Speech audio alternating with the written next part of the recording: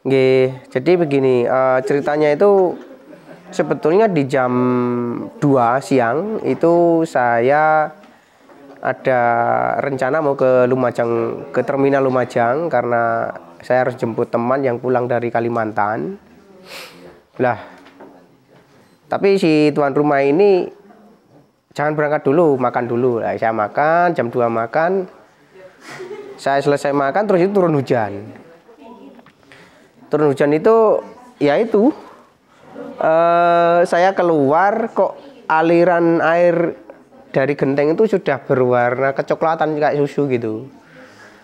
Nah setelah itu saya lihat ke atas masih agak terang, saya terus saja jalan. Tapi begitu di sepanjang jalan kok banyak ini semakin semakin keruh airnya. Saya khawatir, saya tidak jadi lanjut ke arah Lumajang, saya kembali ke rumah, karena khawatir, khawatir istri saya tidak tahu sama anak-anak. Akhirnya saya pulang, ternyata di rumah itu sudah tahu, sudah siap-siap, surat-surat penting sudah dipersiapkan, sepeda sudah dikeluarkan, bersiap untuk berangkat untuk mengungsi gitu. Tapi begitu saya menghadap ke depan 15 meter di depan itu sudah awan hitam itu menggulung-gulung gitu, menggulung. Kemudian saya suruh, udah ayo masuk semua. Kita masuk semua, pintu kita kunci. Terus anak-anak sama ibunya saya suruh untuk ini pakai selimut. Udah tutup pakai selimut yang rapat.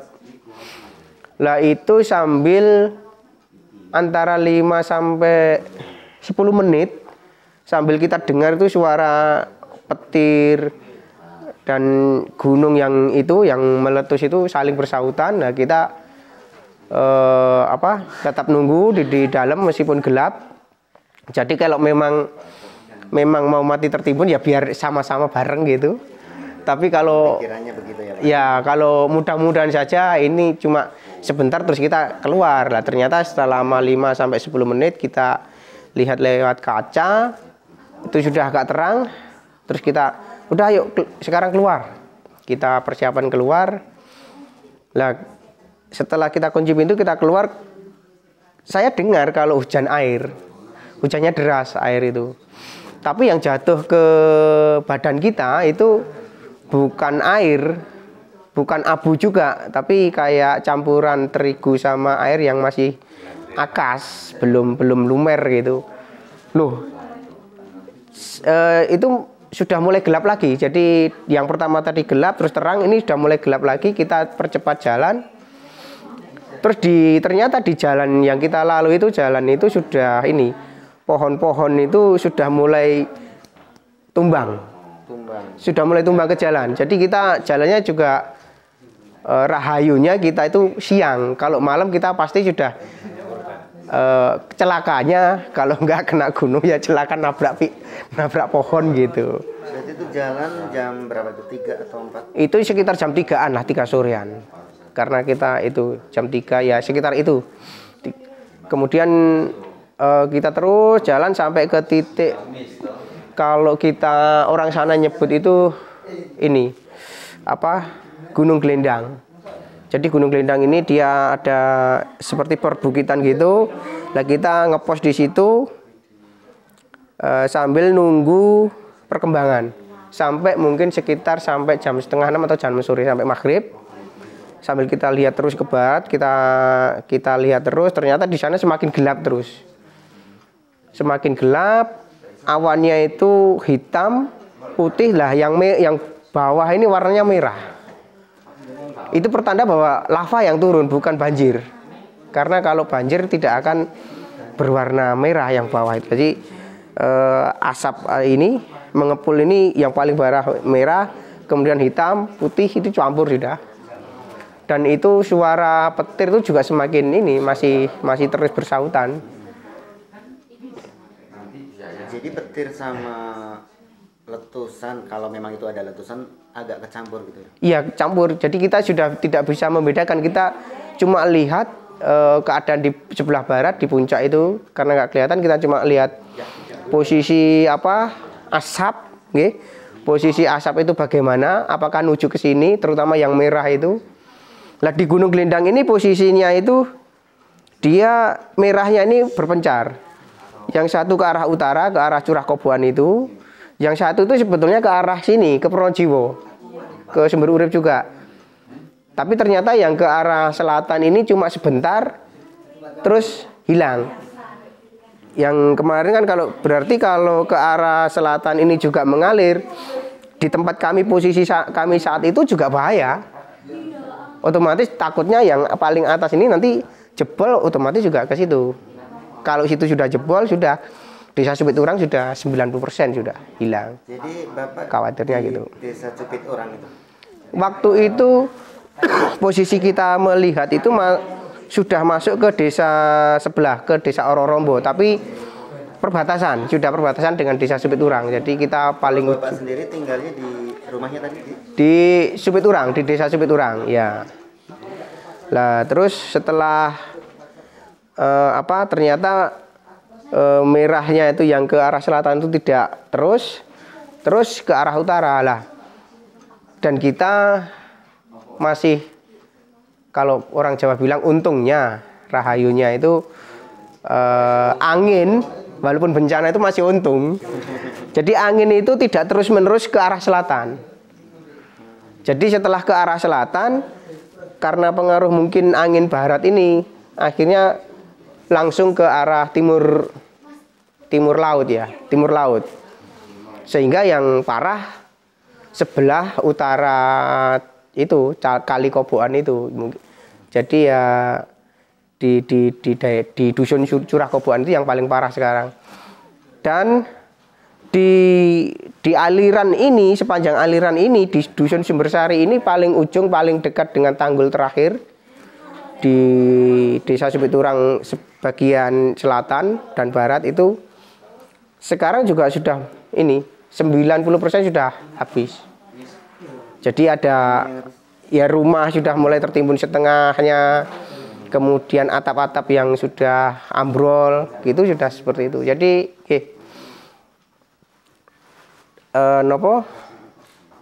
intinya itu gelombang awan itu berkali-kali, dan setelah sekali saya kena gelombang itu masih di dalam rumah, kita masih bisa menyelamatkan diri dan Rahayu masih sampai saat ini masih selamat gitu. Jadi waktu di dalam rumah kemudian mulai keluar itu tetangga gimana Pak? Saya paling terakhir keluar dari rumah. Tetangga sudah waktu mau gelombang pertama datang itu sudah ngungsi semua. Saya paling akhir. Jadi di dusunnya Bapak alhamdulillah mungkin selamat semua karena mengungsi atau apa? Ya kalau langsung yang kena yang berada di pemukiman, di rumah-rumah terkena kemudian meninggal itu kalau di dusun kita menurut saya tidak ada kira. Tapi kalau mungkin yang pas kerja di besoknya atau di mana mungkin ada korban. Jadi kan di tetangga itu juga ada yang meninggalnya di perawatan di rumah sakit. Waktu dia kerja, kemudian dia lari, kena luka bakar, dirawat dan meninggal. Itu ada. Terus ada juga yang meninggal di pinggir aliran itu. Cuma pastinya berapa yang saya nggak tahu Mas ya, gitu. Oke. Pak, kalau desanya sendiri tadi Cupit Urang, ya. Itu berapa jauh sih dari titik puncak lahar? Kalau dusun yang saya tempati, dusun Sumbersari itu ke puncak sekitar 5-6 km sampai puncak. Tapi kalau seluruh desa antara 7 lah. Tapi yang paling karena kita berada di posisi paling atas di Desa Cupit Urang itu. Pemukiman kita itu paling atas. Jadi paling dekat dengan itu ya sekitar 5-6 km itu. Saat tadi menyadari yang menetes ke kulit kok kayak tepung itu hawanya tuh dingin atau hangat atau seperti apa? Si tepungnya itu ibarat dia. Karena kita pakai jaket jadi nggak terasa. Tapi kalau hawa di luar itu sudah menghangat, sudah mulai mulai naik lah gitu. Termasuk pohon-pohon yang tadi. Ya pohon itu sudah tumbang-tumbang sudah. Tumbang, kemudian daun-daun itu sudah bolong-bolong kebakar gitu. Kemudian kalau sekarang pengungsiannya di mana? Bapak mengungsi atau seperti apa?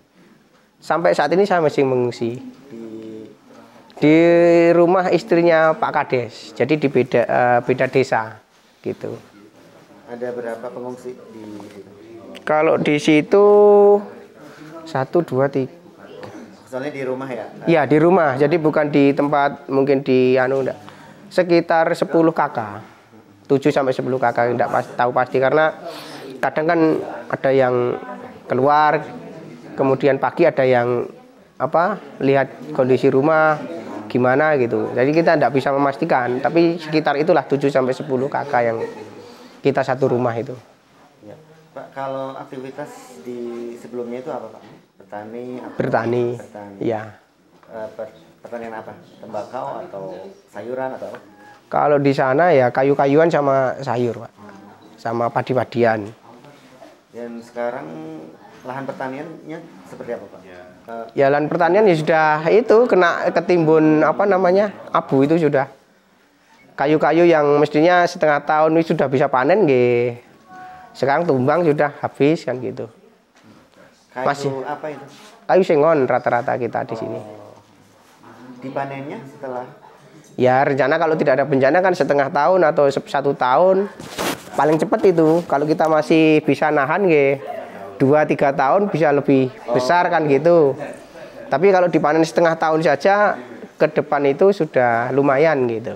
Oh tapi maksudnya sengon ini sebenarnya umurnya udah panjang bukan Sudah. bukan baru setengah Ya, tahun ya. iya sudah. Jadi sengon itu sudah berumur. Kalau setengah tahun lagi kita panen itu sudah layak gitu loh. Mboten ngisi-sini ya. Oh iya. Saya pikir sengon apa kok dipanen Setengah tahun enggak. Jadi nggih.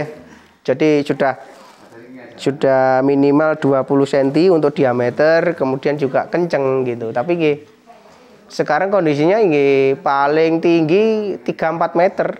Karena ada yang putus, ada yang roboh, ketimpa terus rusak sudah nggih. Ya. Pak, kalau di pengungsian yang paling diperlukan apa sih Pak?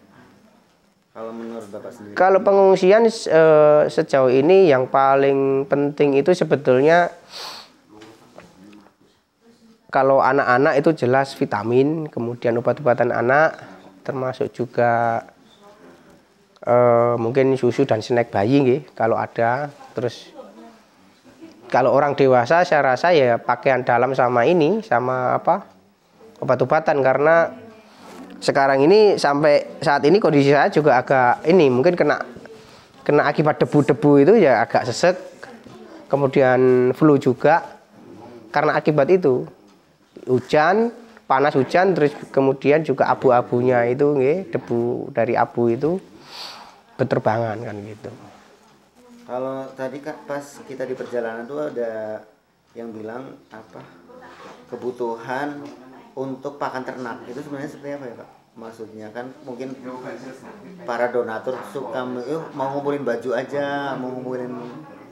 Kalau pakan ternak itu relatif karena yang terdampak itu kemarin yang paling parah itu sudah banyak ternak yang diselamatkan dijual. Terus ada juga tadi dari IOF itu dia sudah beli pakan ternak itu berapa truk gitu. Dan itu sudah didistribusikan juga, sudah diberikan. Dan sampai saat ini kalau biasanya gini, yang ribut masalah pakan ternak itu yang dampaknya tidak begitu berat, tapi karena di atas itu rumputnya itu kena debu, akhirnya kan agak ogah-ogahan juga. Atau mungkin jalannya mau naik itu banyak pohon tumbang jadi susah itu. Kalau pakan ternak sepertinya seperti itu. Pak, kalau dengan jarak 5 km, sekitar 5 km dari puncak ini keluarnya lahar ya, terus sampai Bapak dan mungkin warga menyadari itu sebenarnya cepet banget atau biasa aja sih pergerakannya si lahar ini? Menurut cerita yang tua-tua, mulai tahun 1993 sampai sekarang itu saat ini yang terparah. Karena itu menara peringatan itu pun tidak berfungsi. Kemudian kalau katanya kalau ada gunung mau meletus itu binatang-binatang gunung itu turun, itu ternyata juga tidak ada di saat itu. Kemarin kan 2020 juga meletus juga erupsi. Ada binatang. Tidak ada juga, tapi tidak separah sekarang. Jadi volumenya luncuran lava itu tidak seperti sekarang. Kalau sekarang tanggul yang ini, tanggul pembatas di dusun paling bawah ini, tanggul paling bawah di pembatas dusun paling atas, itu kemarin pas hari H+1 itu tinggal 1 sampai 2 meter. Jarak ini puncak tanggul ini sama ini lavanya, aliran lavanya itu. Tapi setelah kemarin kita lihat terakhir, setelah ada hujan deras, ini sudah turun. Nah, kita khawatirkan kemarin kan kalau ini ada lava lagi, ini bisa naik ke sini. Itu yang kita khawatirkan kan itu. Ternyata meskipun ada lava tapi tidak sampai jauh ke situ. Kemudian ada hujan deras dari puncak. Kata orang sini sudah lewat jalannya. Jadi sudah lewat jalannya, akhirnya ini turun sudah sekarang. Sudah mulai turun lagi gitu. Kalau menurut Bapak tuh maksudnya kan mungkin sekian tahun menjadi warga di situ ya, mungkin dari kecil juga di situ ya Pak. Nah, itu pernah berapa kali mengalami itu? Kalau yang termasuk besar ya 2 kali ini, 2020 sama 2021. Tapi 2020 itu nggak terlalu parah gitu. Ya, jadi kita ngungsi juga tapi tidak sampai ada rumah terpendam atau roboh. Jadi kita ngungsi kalau malam saja, itu pun hanya wanita dan anak-anak. Kalau yang pria dewasa itu masih sering berjaga. Tapi kalau sekarang ya mungkin ada yang tidak seperti dulu lah. Maksudnya kalau dulu yang laki-laki ini berjaga sepanjang malam, mungkin sekarang sampai jam 9-10. Kalau dirasa ya turun juga akhirnya. Kalau kemarin sampai pagi gitu, 2020 itu. Pak, ada anaknya mungkin sekolah juga ya? Yang pertama sekolah di Pasirian, sekarang kelas 9. Yang kedua itu kelas 3 SD, yang ketiga usia 3 tahun. Jadi yang sekolah kan mungkin bukunya juga kita ndak tahu sekarang bukunya gimana. Itu juga salah satu kendala mungkin di pendidikan ya. Nah, dengan akibat seperti yang Bapak alami dan tetangga-tetangga di sana, harapannya apa Pak ke depan, mungkin terkait dengan ya tadi seperti lahan pertanian juga hancur ya, terus buku-buku anak sekolah dan barang-barang di rumah juga mungkin hilang, rusak. Harapannya seperti apa ke depan? Ya kan kita masih belum tahu ke depan itu apakah area situ itu masih aman atau tidak. Kita belum tahu juga. Karena mungkin kalau dari orang-orang tua mungkin ada yang berpendapat, oh ini masih aman, tidak masalah. Tapi kemungkinan dari pihak terkait, dari pemerintah mungkin, dari BPBD juga mungkin, oh area ini sudah tidak aman, makanya harus dipindah atau direlokasi istilahnya gitu. Kita juga tidak tahu sampai sejauh itu, tapi harapan kami kalau memang di situ nanti masih bisa ditinggali dan masih aman, ya otomatis pemulihan perekonomian yang utama. Karena dengan situasi dan kondisi seperti itu, dengan hasil pertanian yang mestinya sudah segera bisa dinikmati ternyata tidak bisa kan kalau kita nggak pulih secara ekonomi kan repot lagi juga. Terus kalau memang harus direlokasi ya mungkin masyarakat juga akan nurut juga sih, karena semua kan demi keamanan bersama kan gitu. Ada berapa warga sih Pak di sana? Berapa rumah di dusunnya Bapak yang paling atas itu? Ada berapa kakak? Kalau satu RT kakak itu ada 75. Tapi yang paling bawah-bawah juga banyak, cuma kita tidak hafal satu persatunya kan. Jadi, yang satu dusun aja sekitar 75 ya? Oh, satu dusun itu ada 400-an, hampir 500 kakak nggih. Karena satu dusun Sumbersari itu ada 2 RW, Kemudian ada 7, 8, 9, 10, 11, 12. Ada 8 RT. Ada 8 RT ya. Dan desa itu mayoritas terkena semua ya? Yang tadi kan dusunnya Sumpit Urang. Dusunnya Sumbersari, desanya Sumpit Urang. Desa Sumpit Urangnya sendiri terkena semua atau apa mengungsi semua juga gitu? Oh tidak, jadi yang mengungsi total itu saya rasa di Curah Koboan. Itu kan Curah Koboan itu dusun juga, tapi masuk ke desa Sumpit Urang. Tapi cuma dia ada di seberang sungai gitu, aliran lahan itu, aliran lava itu. Cuman kita belum tahu pasti, tidak tahu pasti apa di sana itu mengungsi semua atau tidak. Tapi saya rasa dengan kejadian ini mengungsi semua. Kemudian di dusun Sumbersari ini sebagian saja yang mengungsi, sebagian. Jadi hanya di dekat aliran lava itu. Kalau yang agak jauh mungkin mengungsi di malamnya, tapi siangnya masih melihat-lihat kondisi rumahnya, mungkin bersih-bersih juga seperti itu. Tapi kalau yang di dekat aliran ini ya mau gimana, sudah atap roboh, ambrol, kemudian terendam lah, itu kan ya mau gimana, enggak bisa ditempati kan gitu. Baik Pak, terima kasih Pak, semoga cepat ini Pak terselesaikan, cepat pulih semuanya juga. Oke, makasih.